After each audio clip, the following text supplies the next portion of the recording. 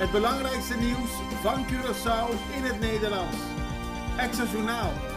Vers van de pers.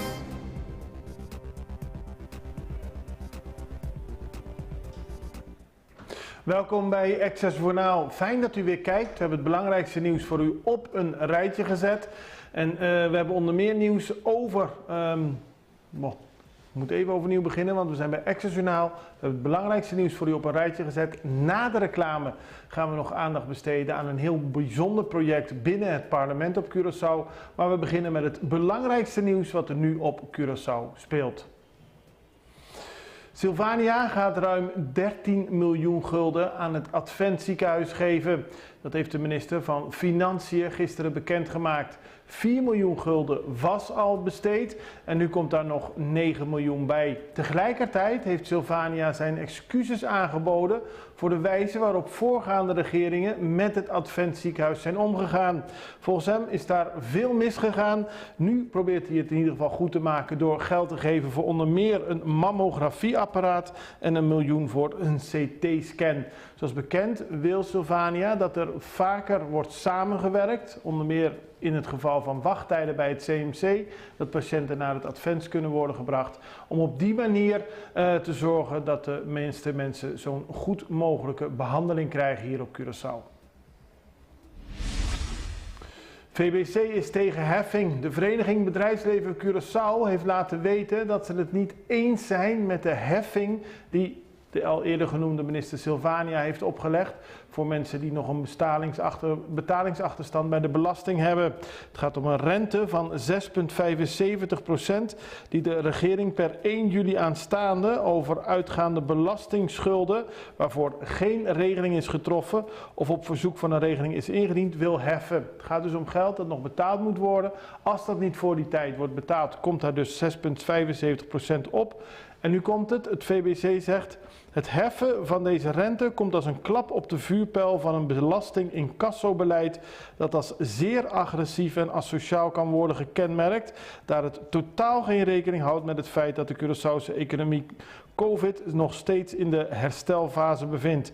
Er is nog steeds geen nieuwe fase na de COVID en klap op klap moet het bedrijfsleven verduren, dat zegt de VBC. PWFC heeft kritiek op de handelswijze van Dame. Vakbond PWFC heeft laten weten dat ze het niet eens zijn met de wijze waarop Dame omgaat met de werknemers.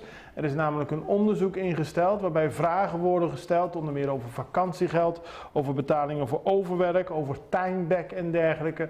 Volgens vakbond PWFC is de wijze waarop dat gebeurt niet correct en vanaf nu moet het ook in samenwerking met de vakbond worden gedaan. Dat zegt de voorzitter van de PWFC, Angelo Meijer.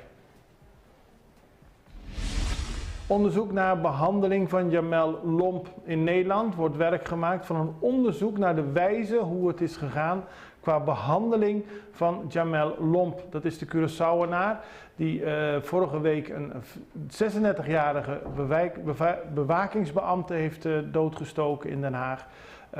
Er is veel mis over deze zaak, omdat al lang bekend was dat hij zeer agressief en gewelddadig was. In Curaçao werd er gezegd dat hij behandeld moest worden door de TBS-kliniek in Nederland. Dat is niet gebeurd en nu heeft de Inspectie Justitie en Veiligheid in Nederland redenen gezien om de hele zaak te bekijken. Waar is het misgegaan en wat kan er in de toekomst van worden geleerd? Voorwaardelijke straf voor misbruik, daar schrijft de Extra vandaag over. Een man die is veroordeeld wegens misbruik van een minderjarige. Het gaat om verschillende keren dat hij misbruik heeft gepleegd. Hij heeft ook films gemaakt, hij heeft pornografische foto's gestuurd. Het is een hele vervelende zaak, maar opvallend is dat de man maar 12 maanden voorwaardelijke straf heeft gekregen. En dat heeft ermee te maken dat hij al een gevangenis uitzit van 9 jaar voor een gewapende overval.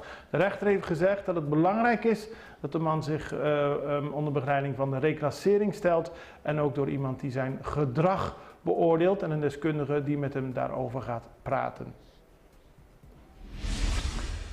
Jongeren opgepakt met valse bandjes. Het is een beetje een treurig verhaal. Jammer voor de jongeren. Het zijn 2 jongens, 2 meisjes. Ze hadden veel zin om naar Correnden te gaan en wilden daar de dagpas behandeling krijgen. Dat betekent dat je geld betaalt en dan kun je de hele dag bij Correnden spelen, eten, drinken. Maar ze hadden de pasjes vervalst. Dat zag een slimme beambte. Die zag al direct toen ze binnenkwamen dat het om vervalsingen ging. Het gaat om een bandje om de pols.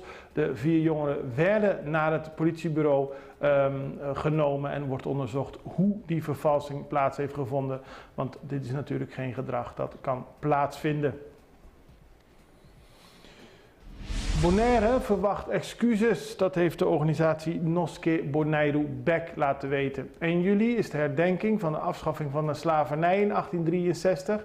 En de organisatie Noske Bonaire Bek vindt het niet meer dan normaal dat nu de koning excuses aanbiedt. Onder meer voor het feit dat Bonaire lange tijd als een kolonie is misbruikt. Er niks aan de bevolking over verteld is wat er allemaal gebeurd is. Er zijn nog veel open wonden over die periode. En volgens de organisatie is de excuses van de koning eigenlijk de enige manier waarop een volgende stap kan worden gezet. Dat zei James Finis namens die organisatie. We gaan even naar de reclame. Daarna zijn we bij u terug met meer nieuws. Pizza Hut a cumprir 40 años y ese nos se celebre en grande. Con nos, celebration meal. 2 small pizza, 1 topping, 6 cinnamon sticks, 6 breadsticks, pa 40 florin. Cheese y enabodatos nang patras di ebon y tire de buzón. Asina, boting chance di gana, di edei pes nang di Correnden for 2. Pizza Hut. Pizza Hut. Pizza Hut. For the love of pizza.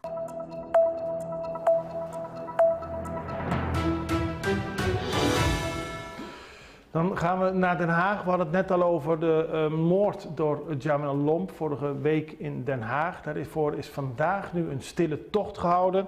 Het gaat om een stille tocht voor de 36-jarige Antoinetta Goica. Zij is doodgestoken en collega's en vrienden hebben gisteren een stille tocht georganiseerd. Die begon op de laan van Reagan en Gorbachev in Den Haag en ging uiteindelijk naar de Albert Heijn aan de Turfmarkt in dezelfde stad. Daar werd Goica neergestoken. De tocht werd georganiseerd door een ex-collega die verder niet in de publiciteit wil, maar die op die manier aandacht wil besteden aan hetgeen wat is gebeurd. Omroep West heeft deze beelden op de website geplaatst waarbij je kunt zien dat er iets meer dan 100, er wordt gezegd 125 mensen bijeenkwamen voor deze stille tocht. Dan gaan we naar Gwendol Merselina, want de parlementariër voor de PNP heeft een half jaar lang een stagiaire mee laten lopen om een rapport te schrijven over de wijze waarop het parlement haar controlerende taak beter kan uitoefenen voor wat betreft het landspakket van Curaçao. In dat pakket worden verschillende hervormingen genoemd en het is belangrijk dat het parlement zo goed mogelijk vinger aan de pols houdt om te zorgen dat dat daadwerkelijk ook uitgevoerd gaat worden. Dat is tenminste het idee van Gwendol Merselina. We spraken gisteren met hem en hij legde uit waarom hij dit zo belangrijk vindt dat hij een stagiaire een half jaar heeft mee laten lopen om hem advies te geven hoe als parlement een beter controlerende taak uit te kunnen oefenen. En die voor de landspakketten, de hervormingen van Curaçao, Aruba en Sint Maarten, maar Curaçao specifiek omdat ik statenlid van Curaçao ben. Attentie en ook de controlerende taak, hun functie ook beter kunnen uitoefenen op het controleren van een onderlinge regeling van de landspakketten. Dus dat was belangrijk voor mij. Vrijdag is de presentatie van jullie inhoudelijke rapport. En daarna gaan we kijken hoe het zich verder ontwikkelt. Zeker en absoluut dankbaar dat er ook attentie aan verschillen, aan differentiatie binnen het proces. En dat wij gewoon het democratische orgaan parlement blijven verstevigen en verbeteren, dat er mensen ook ziet dat er veranderingen zijn. En Julian Brouwers, hij zal er meer over hebben omdat hij die stagiaire is, de pionierstagiaire voor mij, die dit heeft gedaan. En uiteindelijk dat we gewoon meer van type koninkrijkskinderen ook, zoals Julian, op Curaçao kunnen hebben om ons democratie te blijven verbeteren. Het gaat om Julian Brouwers, de stagiaire van de Haagse Hogeschool, die onder meer gespecialiseerd is in bestuurskunde, met als extra vak koninkrijksrelaties. Daar ligt zijn interesse en daarvoor is hij ook een half jaar hier geweest. Vrijdag volgt de presentatie van het rapport, maar we spraken al met Julian Brouwers en vroegen hem, wat heb je precies gedaan? Van het minor-programma heb ik dat allemaal weten combineren in het onderzoek. En wat ook heel erg heeft geholpen is dat ook door die minor heb ik hiervoor ook contact gehad met bijvoorbeeld de TWO en al eerder met de landspakketten bezig geweest toen ik nog in het jasje van de COHO zat. En dat bij elkaar is heel fijn dat Gwendel dan in die zin kan adviseren over hoe hij toch die controlerende taak binnen zo'n parlement op zo'n belangrijk topic het beste kan uitvoeren. Ja, want dat is belangrijk. Hè? Het parlement is controlerend, de regering is uitvoerend. Er is een pakket met hervormingen afgesproken. Nou, het risico is dat dat heel mooi klinkt en niks gebeurt. Het andere risico is dat het helemaal niet goed wordt uitgevoerd en het parlement moet daar een rol in spelen. Dat is precies waar jij hem in adviseert. Ja, precies. Ik denk dat heel snel die rol van het parlement in het hele proces vergeten wordt. Kijk, je moet natuurlijk niet op de stoel van de bestuurder gaan zitten. Maar het is toch ook voor een statenlid heel belangrijk om te weten van waar moeten we controle houden, wat kan beter en hoe kan je het beste het volk blijven vertegenwoordigen. Want daar draait het toch om. Wat is je verder voor het eerste wat in je opkomt tijdens deze afgelopen maanden onderzoek? Je hebt in het hart van de Curaçaose democratie gezeten. Waren er dingen die je echt opvielen? Ten eerste, het is natuurlijk gewoon paradijselijk om hier te kunnen werken en ook betrokken te zijn bij dit soort processen. Ook ontzettend leerzaam voor mij. Ja. Het is wel een uitdagend, zou ik moeten zeggen. Kijk, er zijn zeker wat contrasten en verschillen tussen alle landen binnen het Koninkrijk. Ja. En om daar binnen bruggen te bouwen en alles, dat kan een uitdaging zijn, maar het is wel ontzettend vet om te doen. En als het lukt ook heel erg dankbaar werk. Ontzettend vet om te doen, dat horen we graag. Ik wil je bedanken voor het werk. Vrijdag is de presentatie, dan horen we er meer over. Wanneer studeer je af? Als het goed is, na de zomervakantie. Dus wanneer ik terugkom in Nederland, verwacht ik rond oktober af te studeren. En zien we je dan weer terug op Curaçao? Geen twijfel mogelijk, zeker. Dank je.